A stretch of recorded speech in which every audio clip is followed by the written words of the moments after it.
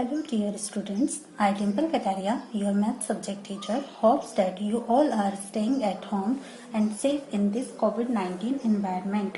Stay at home and stay safe. As we had done our chapter 1 and chapter 2 by Zoom app and other resources app, so it's time to start a new chapter. Okay, now we are going to start our next chapter. Can you guess what is the number of next chapter? No, not third chapter. We are starting here chapter number 15. Okay, the name of chapter number 15 is probability. Probability, do you know what is probability? Okay, I tell you what is probability. Probability just an experimental approach. Okay, यानी कि probability जो भी है हमारे पास एक experimental approach है, यानी कि हमारे पास कोई थ्योरेटिकल फॉर्मूला नहीं है इस चीज का, बस एक एक्सपेरिमेंटल है। यानी कि जो भी हम एक्सपेरिमेंट करते हैं उसके थ्रू हमें जो भी ऑब्जर्वेशंस मिलेगी वो सब हमारी प्रोबेबिलिटी के अंदर आती है। अब सिंस हम यहाँ पर क्या करते हैं, अप्रोच करते हैं, एक्सपेरिमेंटल अप्रोच करते हैं, इसी वजह से जो भी हमारे पास प्रोबेबिलिटी यहाँ पे आएगी हम उसको एक्सपेरिमेंटल या एम्पिरिकल प्रोबेबिलिटी बोलते हैं। ओके, एक्सपेरिमेंटल या एम्पिरिकल, इसका मीनिंग ये हुआ कि जो भी हम अपने एक्सपीरियंस से नॉलेज गेन करते हैं, जो भी हम अपने एक्सपीरियंस से यहाँ पे हम प्रोबेबिलिटी कैलकुलेट करेंगे, that is okay. So probability, what is probability, इसका आंसर भी मैं आपको यहीं पे बताते हुए लिख देती हूँ। It is based on what we directly observe as the outcomes of our trial. Okay, यानी कि जो भी हमारे ट्रायल्स हैं उनका जो भी हमें रिजल्ट मिल रहा है, जो भी हमारे पास आउटकम्स आ रहे हैं, जो भी हम आउटकम्स को ऑब्जर्व कर पा रहे हैं, सिर्फ वही जो है हमारे लिए प्रोबेबिलिटी को डिफाइन करता है। ओके, अब हम प्रोबेबिलिटी को कैलकुलेट कैसे करें, तो उसके लिए हम एक एग्जांपल ले लेते हैं। That we have number of trials n, हमारे पास n नंबर ऑफ ट्रायल्स है, तो हमें इसकी प्रोबेबिलिटी चाहिए, यानी कि जो हमारे पास एक्सपेरिमेंटल प्रोबेबिलिटी है या इंपेरिकल प्रोबेबिलिटी है, हमें वो चाहिए। तो हम कैसे कैलकुलेट करेंगे, तो सबसे पहली बात हम यहाँ पर ये सीखते हैं अब कि एक्सपेरिमेंटल प्रोबेबिलिटी या इंपेरिकल प्रोबेबिलिटी को हम रिप्रेजेंट किस सिंबल से करें। ओके, तो यहाँ पे हम इसके लिए जो सिंबल यूज करेंगे वो होगा P in bracket E। Okay, that is probability of an event. तो जो भी एक्सपेरिमेंटल या एम्पिरिकल प्रोबेबिलिटी होगी हम उसको रिप्रेजेंट करेंगे प्रोबेबिलिटी ऑफ एन इवेंट को PE से।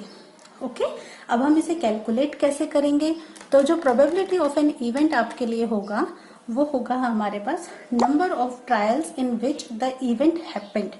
मतलब जो भी हमारे पास ट्रायल्स है, मतलब ट्रायल तो हमारे पास बहुत सारे हैं, लेकिन हमें यहाँ पे कौन से ट्रायल्स लेने हैं जिनमें हमारी इवेंट सक्सेसफुल हो रही है।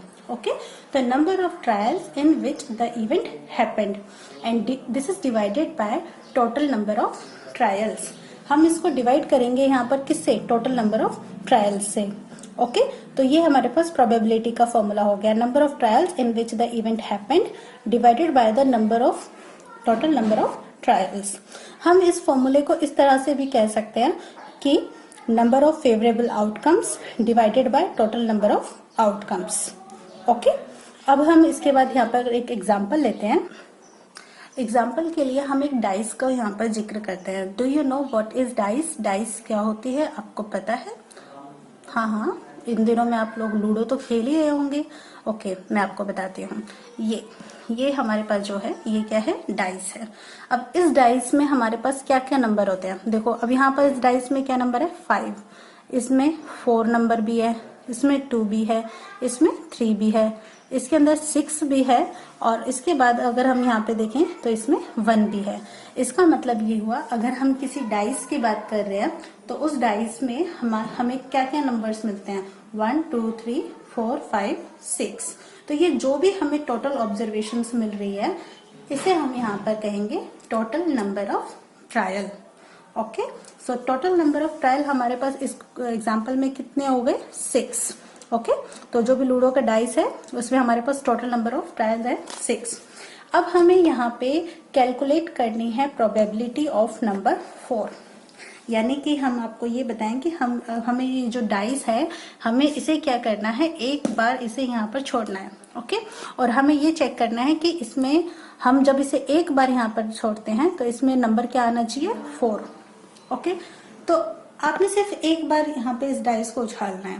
तो जब आप डाइस को उछाल रहे हो, या तो आपका नंबर 4 आ ही जाएगा या फिर आपका नहीं आएगा। तो अगर आपके पास नंबर 4 आ जाता है तो आपके पास फेवरेबल आउटकम कितने हुए, यानी कि आपके पास नंबर 4 कितनी बार आया।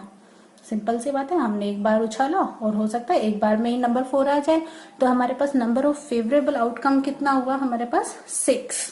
ओके, और अगर हम इसकी प्रोबेबिलिटी निकालेंगे तो हम क्या करेंगे, इसे टोटल नंबर ऑफ ट्रायल से डिवाइड भी कर देंगे। तो टोटल नंबर ऑफ आउटकम्स कितने हैं, 6। तो हमारे पास इसका आंसर क्या हुआ, 1/6। ओके, ये समझ में आया? ठीक है, अब इसी एग्जाम्पल के जरिए मैं आपको एक चीज बताती हूँ यहाँ पे।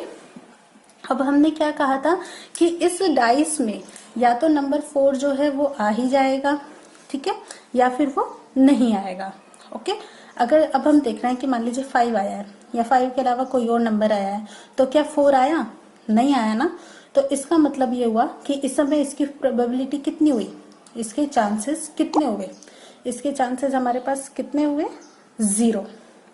ओके, और अगर हमारे पास प्रोबेबिलिटी का नंबर आ ही जाएगा, मतलब जो हम नंबर 4 चाहिए हमें, वो नंबर 4 हमें मिल गया, तो हम 100% चांस हो गए। 100% चांस हो गए, इसका मतलब ये हुआ कि मैक्सिमम प्रोबेबिलिटी, मैक्सिमम चांसेस हमारे पास कितने हो गए, 100%। ओके, तो जब हमारे पास 100% हमारा कोई काम हो जाता है तो उसमें हम यहाँ पर इसे बोलेंगे मैक्सिमम प्रोबेबिलिटी, और उसको मैक्सिमम प्रोबेबिलिटी जो है उसे हम क्या कहेंगे, 1।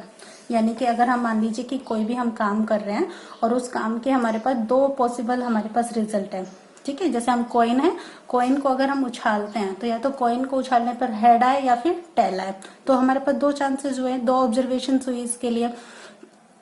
तो उसमें क्या होगा, या तो हेड आएगा या फिर टेल आएगा। अगर मान लो हमें हेड की प्रोबेबिलिटी चाहिए, तो हेड की प्रोबेबिलिटी, मैक्सिमम प्रोबेबिलिटी हमारे पास क्या हो गई, अगर आ गया तो 1 और अगर नहीं आया तो 0। तो हम इसे डिनोट करेंगे पीई या फिर पी नॉट ई से। पीई का मतलब हो गया probability of an event, and P of not E का मतलब क्या हो जाएगा, probability of not happening of an event. Okay, इसका मतलब ये हुआ कि जब प्रोबेबिलिटी हो रही है और जब नहीं हो रही है, अगर हम दोनों को टोटल करें तो हमारे पास आंसर क्या आना चाहिए, 1 + 0 = 1।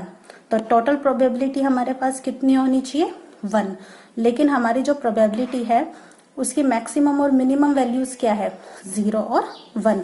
तो जो भी प्रोबेबिलिटी है हम उसको यहाँ पर इस तरह से रिप्रेजेंट कर सकते हैं कि probability of an event is greater than equal to 0 but lesser than equal to 1। So P E, हम इसके लिए यहाँ पर एक छोटा सा रिलेशन लिखते हैं, ठीक है। तो अभी हमने क्या कहा कि जो टोटल प्रोबेबिलिटी है वो हमारे पास क्या हो गई है, probability of happening of an event plus probability of not happening of an event. और अभी मैंने आपको टोटल प्रोबेबिलिटी कितनी बताई थी, बताओ, मैक्सिमम प्लस मिनिमम प्रोबेबिलिटी, यानी कि 0 + 1। तो टोटल हमारे पास कितनी हुई, 1।